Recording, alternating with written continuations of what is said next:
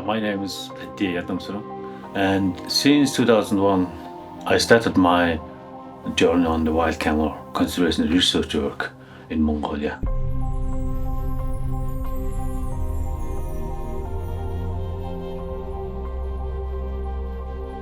The wild camel is a very critically endangered species. Only survive in Central Asian harsh environmental Gobi Desert, and they have only 500 in China, around 400 in Mongolia, no more than 1,000 in the whole planet.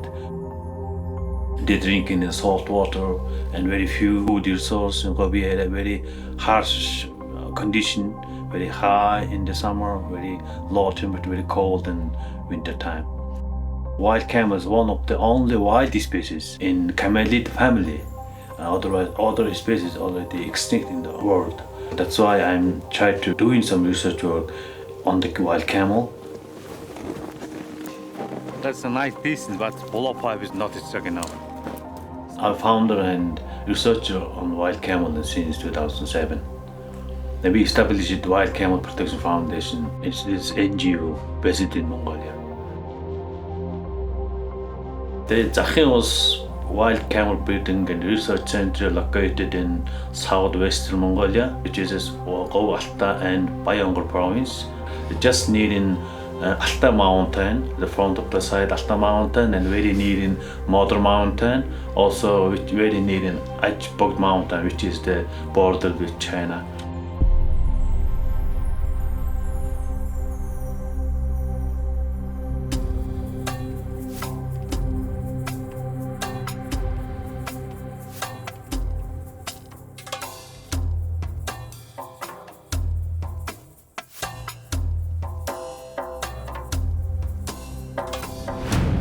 We have three herders at the Camels Wild Camel Breeding Center in Mongolia. Then Mr. Chogurton, who is the senior ranger and a senior herder in Captive Breeding Center, and he's working on wild camels since late of around 1997. And he's still working with us at the moment. Also, he teaching in young herders who are caring in wild camels after him. We have good cooperation with people in the international level, including Nose Safari Park in London and the Parag Zoo people who are support for veterinary work in Mongolia. We are doing lots of work in the breeding center, especially the winter time, because during the mating season, the male camels usually fighting each other try to catch the females.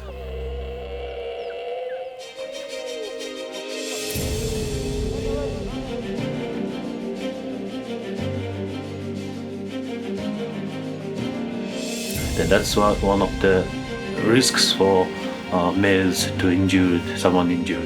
And we have to control them, and if there's some injured, then we have to some veterinary work to do that. And also in the springtime, when wild camels give birth time, also is needed high control for them, because the new calf is just was born. It's high risk if they go off the fence. Around there are lots of wolf, then we need to save them against the wolf. That in the summertime and middle of the May, we take out the old camels into free pasture, free summer grazing area. That time is we have to more controlling, because around this place lots of predators, including wolf and lynx, and there's more risks for the young wild camels and young babies too. Then our herders and me, them, and several days walking them, where they are, and just patrolling them and monitoring them, where they're going, which water point they are using in the summer grazing area. Usually, it takes time to monitor them every day. Since last year, we have to put some GPS collar for the folk wild camels. As you know, the GPS collars give us some occasional and distribution and movement information. That's why we need to monitor the wild camels and remotely where they are going, what kind of plants they are using and eating, which water point they spend time.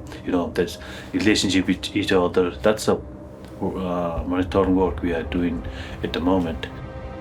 Yeah, we are doing some research work for the wild camels and their habitat in the Great Biodiversity Protected Area, including some camera trapping research work and placing camera trapping every water points. And also we have another research work because we have to try to collect the information. The wild camel, they have any movement about the wild camels into the China or not. We have to monitor them because the wild camel is one of the member of migratory species, at least is Appendix 1 in CMS convention. You know, wild camel is migratory species, movement, long time movement, and home range is quite big. One individual's home range around 17,000 square kilometers. That's why we difficult to monitoring them by motorbike or by car. That's why the GPS collar will help us collect that nice information about their movement. It could be helpful for our research work.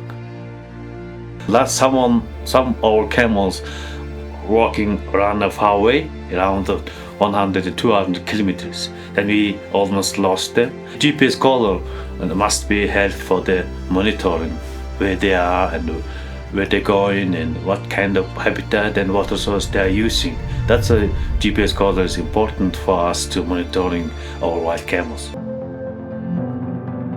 The wild camels in the conservation we call umbrella species. If we can protect the wild camels, we also double protect other species. That's why we can protect all this land, including the wildlife and wild animals and land.